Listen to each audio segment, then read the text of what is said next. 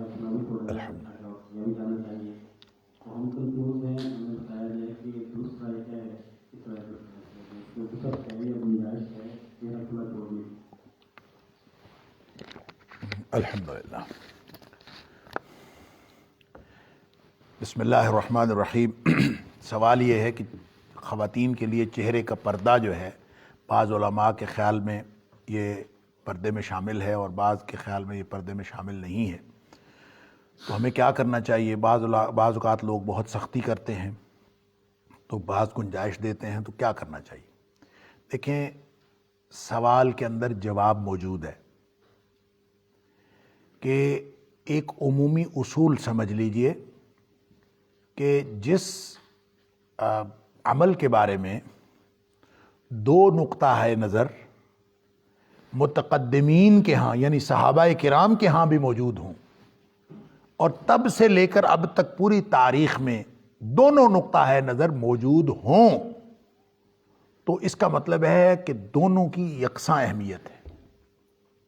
آپ بھلے دلائل کی بنیاد پر آپ بھلے کوئی ایک نقطہ نظر رکھتے ہوں, لیکن دوسرے نقطہ نظر کو بھی آپ کو اتنی ہی گنجائش دینی پڑے گی جتنی آپ کی اپنے نقطہ نظر کو ہے. اب یہ والا جو معاملہ ہے یہ بھی اسی طرح سے ہے کہ صحابہ کرام کے مابین بھی اس بات میں اختلاف موجود تھا کہ چہرے کا پردہ, چہرہ اور ہتھیلیاں, ان دونوں کا پردہ پردے میں شامل ہے کہ نہیں, اور اس پر اختلاف موجود تھا صحابہ کرام کے, اور آج کے دور میں بھی ہم دیکھتے ہیں, اور ائمہ میں بھی اختلاف موجود تھا.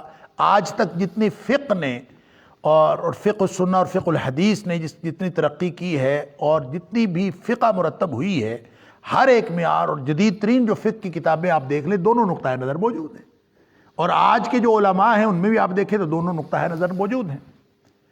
اور اس لیے آپ یہ کہہ لیں کہ یہ دونوں نقطہ نظر کہ چہرے کا پردہ کرنا ہے یا چہرے کا پردہ نہیں کرنا, یہ چونکہ دونوں نقطہ نظر موجود ہیں, لہٰذا آپ ان دونوں میں سے کوئی بھی نقطہ نظر اس طرح سے کیٹاگوریکلی اس کو حرام اور منع قرار نہیں دے سکتے, کیونکہ نقطہ نظر موجود ہے. آخر انہوں نے بھی کچھ دلائل لی ہیں. البتہ جب آپ ان دلائل کا تجزیہ کرتے ہیں تو آپ کی رائے ان دو میں سے کوئی ایک ہو سکتی ہے. تو میری رائے جو ذاتی رائے ہے وہ چہرے کا پردہ کرنے کے حق میں ہے, اس لیے کہ اس میں بہت ساری باتیں ہیں, بہت سارے دلائل ہیں, ان دلائل کا تجزیہ کر لیجئے. سید مودودی علیہ الرحمہ نے جو کتاب پردہ لکھی وہ بھی اسی بنیاد پر لکھی کہ وہ اس کنفیوژن کو دور کرنا چاہتے تھے, اور انہوں نے بھی ایک رائے کا اظہار کیا, اور اس رائے کو آپ ضروری نہیں ہے کہ آپ اس کو تسلیم کریں, آپ تسلیم کر بھی سکتے ہیں, آپ اس کو تسلیم نہیں بھی کر سکتے, لیکن ان دونوں نقطہ نظر کے دلائل کا تجزیہ تو کر سکتے ہیں, اور دلائل کا تجزیہ کرنے کے بعد آپ کی رائے جو بھی بنے آپ اس رائے کو رکھنے کے لیے آپ حق بجانب ہیں. مثلا میں ذاتی طور پر چہرے کے پردے کا قائل ہوں, اور میرے خیال میں ایک بڑی ہی سادہ سی ایک دلیل ہے, بڑی طالب علمانہ سی, باقی دلائل کا جو تجزیہ ہے وہ ایک الگ لمبی بات ہے, کہ قرآن نے کہا کہ وہ خواتین جو نکاح کی خواہش نہیں رکھتی, ان کی نکاح کی عمر گزر گئی ہے, بڑھاپے میں آ گئی, وہ کپڑے اتار سکتی ہیں, ان کے لیے اجازت ہے. قرآن یہ بات کرتا ہے. اب آپ یہ بتائیں کہ جو بڑھاپے میں خاتون کون سے کپڑے اتار سکتی ہے؟ لباس تو نہیں اتار سکتی نا, وہ کوئی ایکسٹرا کپڑا تھا نا جو اس نے لینا تھا اور جو اتار سکتی ہے. بڑھاپے میں آ کے عورت کیا ظاہر کر سکتی ہے؟ وہ چہرہ ہی تو ہے جو ظاہر کر سکتی ہے. تو اس کا مطلب یہ ہے کہ جو چیز وہ بڑھاپے میں جا کے ظاہر کر سکتی ہے جوانی میں ظاہر نہیں کر سکتی تھی نا, تو وہ آپ ڈھونڈ لیں, اگر کوئی اور چیز ہو تو وہ نقطہ نظر رکھ لیجئے گا, مجھے تو کوئی اعتراض نہیں ہے. میں تو یہ سمجھتا ہوں طالب علمانہ طور پر کہ وہ ایکسٹرا کپڑے تھے, ایکسٹرا لباس تھا, وہ برقع تھا, وہ جبہ تھا, وہ گاؤن تھا, وہ عبایا تھا, وہ سکارف تھا, وہ دوپٹہ تھا, وہ چادر تھی, وہ جو بھی تھی.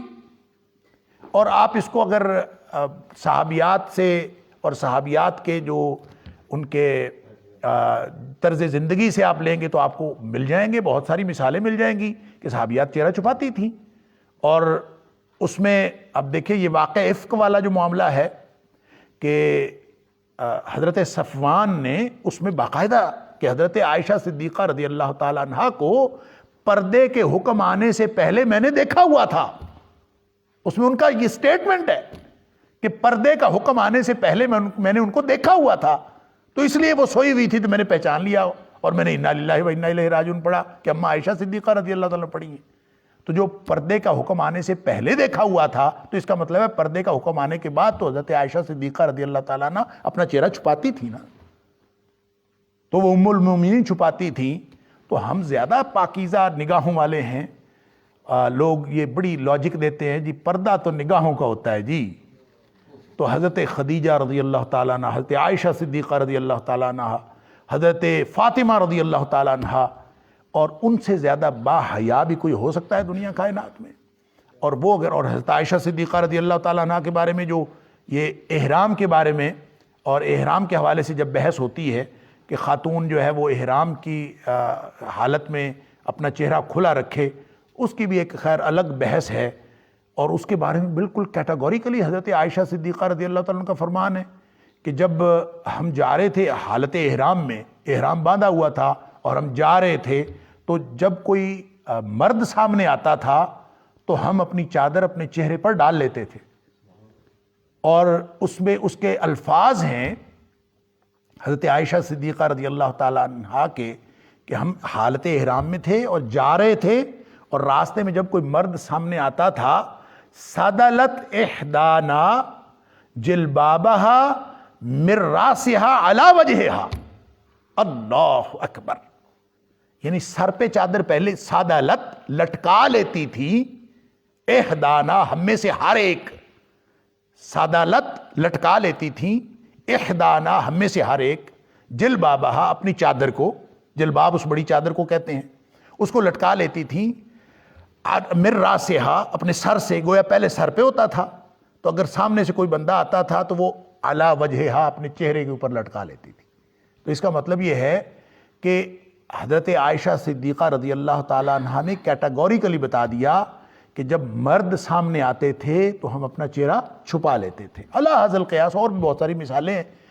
میں تو صرف یہ اتنی بات عرض کرتا ہوں کہ یہ چونکہ دونوں نقطہ ہے نظر موجود ہیں, لہٰذا اس میں یہ وسعت, یہ گنجائش آپ کبھی ختم نہیں کر سکتے کہ آپ کہیں کہ میرا نقطہ نظر یہ ہے اور صرف یہی صحیح ہے.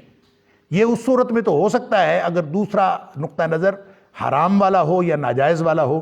جب دو جائز چیزیں, دو نقطہ ہے نظر ہر دور میں موجود رہے ہیں تو آپ کو جتنا حق ہے, مثلا میں اگر اس میں یہ رائے دیتا ہوں اور میری رائے یہ ہے ان دلائل کی روشنی میں, بہت سارے دلائل ہیں کہ چہرے کا پردہ ہونا چاہیے, جب میری یہ رائے ہے اور میں اسی رائے کو ہی صحیح سمجھتا ہوں, لیکن جو لوگ چہرے کے پردے کے قائل نہیں ہیں میں ان کو گناہگار نہیں سمجھتا. اگر وہ نیک نیتی سے چہرے کے پردے کے قائل نہیں ہیں تو چونکہ یہ نقطہ نظر متقدمین سے لے کر متاخرین تک اور آج تک موجود ہے اور امت کا ایک بہت بڑا طبقہ اس کو درست سمجھتا ہے, تو ان کا ہو سکتا ہے اپنے دلائل کی بنیاد پر ان کا نقطہ نظر صحیح ہو. ہم ان کو گناہگار نہیں کہہ سکتے اگر وہ ان کی نیتیں ان کے ساتھ, لیکن مجھے تو جو دلائل شریعت اسلامی میں نظر آتے ہیں اور قرآن کی آیات کو آپ الا ما ظہر منہا اور جتنی بھی چیزیں ہیں اس کو آپ اگر ڈسکس کریں گے تو آپ کو اس میں سے یہی چیز نظر آئے گی کہ خود سے اپنے زینت کی اور اپنے پردے کی کوئی چیز ظاہر کر دینا اس کا کوئی اختیار نہیں ہے. البتہ خود بخود کوئی چیز اگر ظاہر ہو جاتی ہے تو صرف وہ جو خود بخود ظاہر ہو جاتی ہے وہ ایک استثناء شریعت نے دیا ہے, اس کا مطلب یہ نہیں ہے کہ جس کو خود ظاہر کر دیا جائے. بہرحال ان جو آپ نے پوچھا تھا اس میں سے جو میری رائے ہے وہ تو یہی کہ چہرے کا پردہ کرنا چاہیے, اور عورت اس وقت تک چہرے کا پردہ لازماً کرے جب تک اس کی طرف نکاح کی رغبت لوگوں کی ہو سکتی ہے اور جب تک اس کے اپنے اندر بھی نکاح کی خواہش موجود ہے. اور جب وہ اس عمر کو پہنچ جائے, یعنی بڑھاپے کو پہنچ جائے بالکل, اور اس کی طرف کسی کی رغبت نہ رہے, اس وقت وہ چہرے کو نہ بھی چھپائے تو اسی کو لباس کہا ہے کہ وہ لباس اتار سکتی ہے. البتہ وہ جو ایکسٹرا لباس, جو ایکسٹرا چادر, ایکسٹرا پردہ جو وہ لیتی تھی, وگرنہ جو روٹین کا لباس ہے وہ تو بڑھاپے میں بھی اتارا نہیں جا سکتا نا. تو اس لیے معلوم یہی ہوتا ہے کہ چہرے کا پردہ کرنا چاہیے, اور چہرہ ہی اصل میں انسان کے حسن کا اظہار ہوتا ہے اور اس کی بہت ساری جو منطقی دلیلیں ہیں وہ بھی موجود ہیں.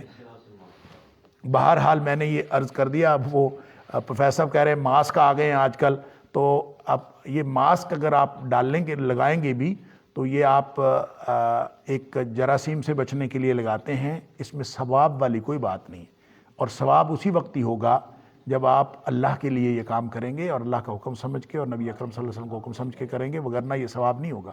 یہ تو اب ساری دنیا لگائی پھرتی ہے, مسلم غیر مسلم سب لگائے پھرتے ہیں. بڑی خوبصورت بات ایک دن مجھے 2-4 دن پہلے ہی میرے ایک دوست نے کہی اور میں تو ہل گیا. دیکھیں نیتیں, انما الاعمال بالنیات کو ہم سمجھتے نہیں ہیں. کتنی کیٹیگوریکل سٹیٹمنٹ ہے نبی اکرم صلی اللہ علیہ وسلم کا یہ بیان کہ نیت کے اوپر ہر عمل کا دار و مدار. تو دوست نے مجھے بتایا کہ ان کی اہلیہ نے, وہ اپنے بچوں کو بہت یعنی اہتمام سے اٹھاتی ہیں نماز کے لیے اور بہت سختی سے اٹھاتی ہیں کہ اٹھو نماز پڑھو. تو وہ کہتے ہیں کہ ہم آپس میں ڈسکس کر رہے تھے کہ شکر ہے بچے اٹھتے ہیں اور نماز پڑھ کے ہی اسکول جاتے ہیں. تو وہ آگے سے کہتی ہیں کہ یہ بچے نماز کے لیے نہیں اٹھتے, یہ اسکول کے لیے اٹھتے ہیں, اور ہم ان کو اسکول کے لیے اٹھا رہے ہوتے ہیں, نماز کے لیے نہیں اٹھا رہے ہوتے. تو اسکول کے لیے اٹھاتے ہیں, درمیان میں یہ نماز بھی پڑھ لیتے ہیں. تو ہمارا یہ جگانا ثواب نہیں ہے, یہ تو ہم اپنی ضرورت کے لیے اٹھا رہے ہیں. اگر ہم ان کو نماز کے لیے اٹھائیں گے تو پھر ہمیں ثواب ملے گا. اب یہ اندازہ کریں, میں تو ہل گیا یہ بات سن کے کہ واقعتاً ایسے ہی ہے. ہم تو اپنے کاموں کے لیے اٹھتے ہیں اور نماز بھی پڑھ لیتے ہیں, اور اگر ہم نماز کے لیے اٹھیں تو پھر اٹھنے کا اجر ہوگا. پھر ایسا نہیں ہے کہ آپ 2 نمبریاں اللہ کے ساتھ کر رہے ہوں. یہ منافق کا کام ہے. یخادعون اللہ والذین آمنوا, اللہ کو بھی دھوکہ دینے کی کوشش کرتا ہے, مومنوں کو بھی دھوکہ دینے کی کوشش کرتا ہے. یہ 2 نمبریاں اللہ کے ہاں نہیں چلتی. اللہ تعالی ہمیں نیک نیتی کے ساتھ خالص عمل کرنے کی توفیق عطا فرمائے. السلام علیکم.